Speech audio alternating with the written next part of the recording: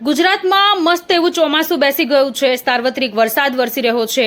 હવામાન વિભાગ દ્વારા પણ આગામી 5 દિવસ ઉત્તર ગુજરાત, મધ્ય ગુજરાત અને દક્ષિણ ગુજરાતમાં, સૌરાષ્ટ્રમાં ચારેકોર વરસાદ વરસશે તેવી આગાહી કરવામાં આવી છે. આ સાથે હવામાન નિષ્ણાંત અંબાલાલ પટેલે પણ આગાહી કરી છે. રેડ એલર્ટ આપી દેવામાં આવ્યું છે.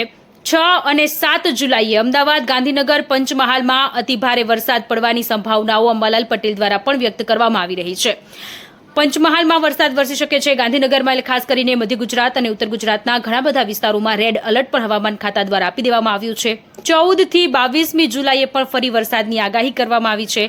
જો કે જે સારો વરસાદ પડી રહ્યો છે, ખેડૂતોમાં ખુશીનો માહોલ છે. 5 દિવસ હવામાન વિભાગ દ્વારાનું કહેવું છે કે હળવાથી ભારે વરસાદ વરસી શકે છે અને 7% સુધીનો અત્યાર સુધીનો વરસાદ નોંધાયો છે. પરંતુ આ વખતે લાનીનાની અસરને કારણે ખૂબ સારો એવો વરસાદ વરસવાનો છે. નવસારી, વલસાડ, દમણ, દાદરાનગર હવેલીમાં પણ ખૂબ સારો એવો વરસાદ વરસશે. તો સૌરાષ્ટ્રમાં સુરેન્દ્રનગર, રાજકોટ, અમરેલી અને ભાવનગરમાં પણ ભારે વરસાદની આગાહી વ્યક્ત કરવામાં આવી રહી છે.